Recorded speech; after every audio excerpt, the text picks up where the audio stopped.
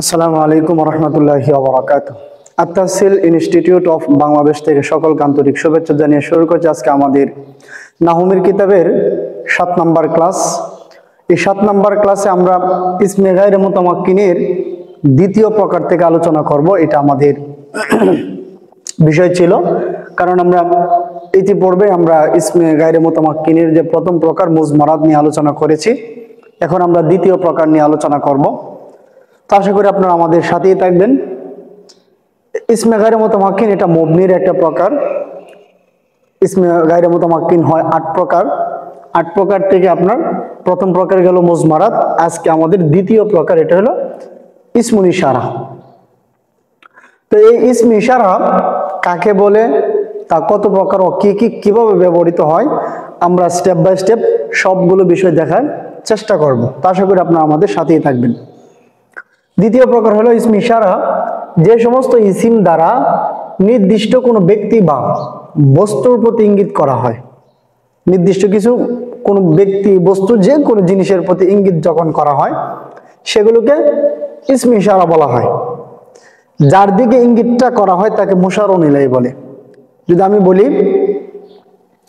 যে ইহা একটি দেয়াল, হাযা জিদারুন বা যালিকা জিদারুন, আমি কিন্তু কি করলাম, নির্ধারিত ভাবে আমি ইঙ্গিত করলাম যে হাযা জিদারুন, হাযা কুরসিয়ুন, যালিকা কুরসিয়ুন। এই যে আমি ইঙ্গিতটা করলাম, যে শব্দটা ব্যবহার করলাম, এখানে ইসমুল ইশারা আছে, আবার মুশারুন ইলাইহি আছে। যে শব্দের যেটার মাধ্যমে আমি ইশারা করলাম ওইটা হলো ইসমুল ইশারা, আর যার দিকে করলাম ওইটা হলো মুশারুন ইলাইহি। ঠিক আছে? এই ইসমে ইশারা এর মোট শব্দ হলো 13টা, কিন্তু আমরা সবগুলোই দেখব, বাকি যেগুলো বেশি ব্যবহৃত হয় এইগুলো আমরা আগে দেখব। এই ইসম ইশারা এর মোট শব্দ 13টা। এই 13টি শব্দ দুই প্রকার, মুযাক্কার হয়, মুয়ান্নাস হয়। পুরুষের জন্য ব্যবহৃত হয়, আবার মহিলার জন্য ব্যবহৃত হয়। এগুলো দূরের জন্য ব্যবহার হয়, আবার কাছের জন্য ব্যবহৃত হয়। কারণ আমরা যে কথাগুলো ব্যবহার করি, যে ওই যে দেখা যায়, ওই একটি বাজার, ইহা একটি বাজার। ঠিক আছে? এই জিনিসটি, ওই জিনিসটি আমরা এটা কাছের জন্য ব্যবহার করি, আবার দূরের জন্য ব্যবহার করি। যেহেতু আরবিতে মুযাক্কার আছে, মুয়ান্নাস আছে, এই কারণে শব্দগুলোর মধ্যেও কি মুযাক্কার মুয়ান্নাস মেনটেন করেই বলতে হয়। তো আমরা এগুলো কাছের জন্য ব্যবহৃত হয়, দূরের জন্য ব্যবহৃত হয়, মুযাক্কার হয়, মুয়ান্নাস হয়, স্টেপ বাই স্টেপ আমরা ইনশাআল্লাহ ফলো করি। তো আমরা এখন দেখব যে ইসমুল ইশারা লিল করিব, ইসমুল ইশারা লিল বাঈদ, মানে ইসমুল ইশারা কাছের জন্য এবং ইসমুল ইশারা দূরের জন্য যে ব্যবহৃত হয়, কিভাবে ব্যবহৃত হয় এগুলো আমরা এখন দেখব। তো আমরা এখানে আপনাদের জন্য সবচেয়ে সহজ যে পদ্ধতি, এইভাবেই লেখা হয়েছে। তো আমরা ইনশাআল্লাহ এইভাবেই পড়ব। ঠিক আছে? তো আমরা যদি এইভাবে পড়ি তাহলে আমাদের ব্যবহার, মানে আমরা এটাকে চর্চা করতে পারবো বেশি। আমরা দেখি যে করিবের জন্য, মানে নিকটের জন্য ব্যবহৃত হয়। তো এটা তো আগেই বলা হয়েছিল যেটা মুযাক্কার হয় এবং মুয়ান্নাস হয়। তো যেগুলো নিকটের জন্য ব্যবহৃত হয় এগুলো কি আছে, মুযাক্কার আছে, মুয়ান্নাস আছে। তো আগে আমরা দেখি যেগুলো নিকটবর্তীর জন্য ব্যবহৃত হয় এগুলোর মধ্যে মুযাক্কার কোনগুলো আর মুয়ান্নাস কোনগুলো। তো আমরা একটু খেয়াল করি। মুযাক্কারের জন্য হাযা, হাযানে, হাউলাই, হাযা, হাযানে, হাউলাই, হাযা মুসলিমুন, হাযানে মুসলিমানে, হাউলাই মুসলিমুনা। হাযা মুসলিমুন মানে এই একজন মুসলমান, হাযানে মুসলিমানে এই দুইজন মুসলমান, হাউলাই মুসলিমুনা এই সকল মুসলমান। মুয়ান্নাসের ক্ষেত্রে হাযিহি ব্যবহৃত হয়, হাযিহি মুসলিমাতুন এই একজন মুসলমান মহিলা, হাতানে মুসলিমাতানে এই দুইজন মুসলমান মহিলা, হাউলাই মুসলিমাতুন এই সকল মুসলমান মহিলা। আর দূরবর্তীর জন্য ব্যবহৃত হয় কিভাবে, মুযাক্কার আছে, মুয়ান্নাস আছে। যেমন যালিকা, যানিকা, উলাইকা, তিলকা, তানিকা, উলাইকা। যালিকা মুসলিমুন ওই একজন মুসলমান, যানিকা মুসলিমানে ওই দুইজন মুসলমান, উলাইকা মুসলিমুনা ওই সকল মুসলমান। মুয়ান্নাসের ক্ষেত্রে তিলকা মুসলিমাতুন ওই একজন মুসলমান মহিলা, তানিকা মুসলিমাতানে ওই দুইজন মুসলমান মহিলা, উলাইকা মুসলিমাতুন ওই সকল মুসলমান মহিলা। তাহলে আপনারা এইভাবে, ঠিক আছে, এইভাবে আপনারা এগুলো শিখে রাখবেন। আপনাদের খুবই খুবই কাজে লাগবে। আপনারা নিকটের দূরের মুয়ান্নাস মুযাক্কার মিল করে কি করতে পারবেন, আপনি বলতে পারবেন। এখানে একটা জিনিস খেয়াল করার মতো, সেটা হলো হাউলাই মুসলিমাতুন, হাউলাই মুসলিমুনা, ঠিক আছে, উলাইকা মুসলিমুনা, উলাইকা মুসলিমাতুন। তো এখানে কি বললাম, হাউলাই মুসলিমুনা। এখন যদি আপনাকে, যেহেতু এটা জমা বহুবচনের জন্য মুযাক্কার ওয়াহেদ তাসনিয়া জমা তো অবশ্যই আছে, এগুলো আপনাদেরকে হয়তো বা এখানে বলা হয় নাই। এটা ওয়াহেদের জন্য, এটা তাসনিয়ার জন্য, এটা জমার জন্য। ওয়াহেদ তাসনিয়া জমা, ওয়াহেদ তাসনিয়া জমা, ওয়াহেদ তাসনিয়া জমা, এটা কিন্তু মনে রাখবেন। এটা আপনাদেরকে আগে বলা হয়েছিল না, এখন বলা হয়েছে। আচ্ছা, যাই হোক, এখন যদি কোনো বস্তু আসে, যেমন কলামুনের জমা আকলামুন, তখন আপনি কি বলবেন, হাউলাই আকলামুন বলবেন? কিতাবুনের জমা কুতুবুন, হাউলাই কুতুবুন এইভাবে বলবেন না। এখানে বস্তুর ক্ষেত্রে, বস্তুরা যখন জমা হয়, বহুবচন যখন হয়, তখন এটা ওয়াহেদ মুন্নাসের হুকুমে চলে যায়। তো যদি এটা যদি ওয়াহেদ মুন্নাস হয়, আকলামুন এটা যদি আপনার ওয়াহেদ মুন্নাসের হুকুমে হয়, তাহলে এখানে ওয়াহেদের জন্য কোনটা? ওয়াহেদের জন্য ওয়াহেদ মুন্নাস হুকুম, তাহলে কোনটা হবে?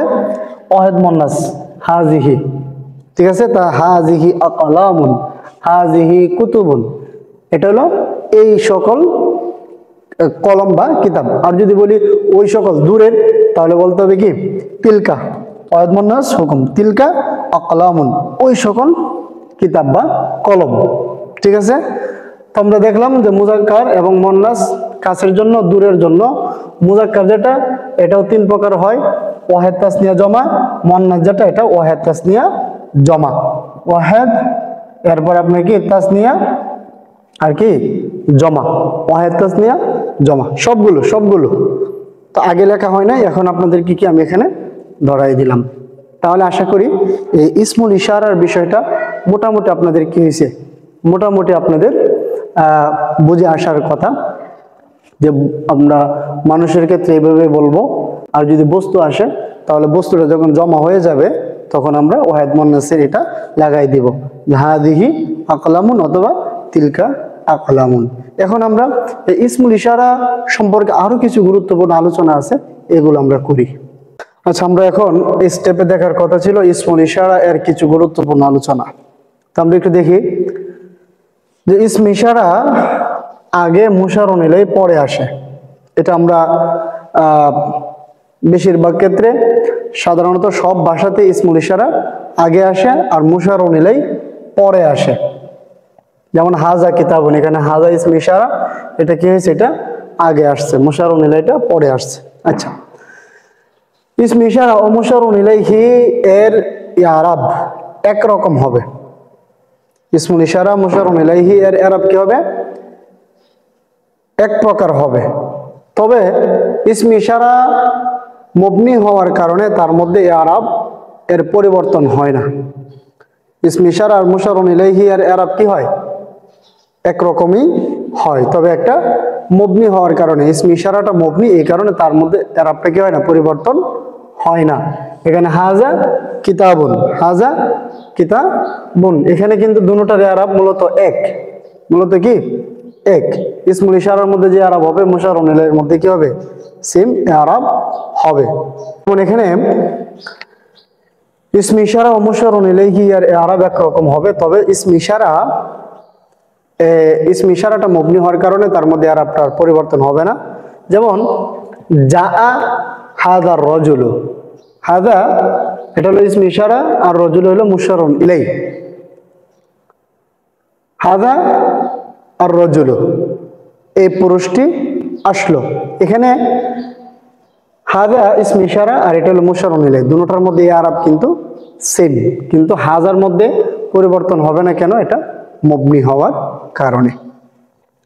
এরপরে মুযাক্কার ও মুন্নাস, ওয়াহেদ তাসনিয়া জমা, এর মাঝে ইসম ইশারা ও মুশারুন ইলাইহি এর ইয়ারাব এক বরাবর হয়ে থাকে।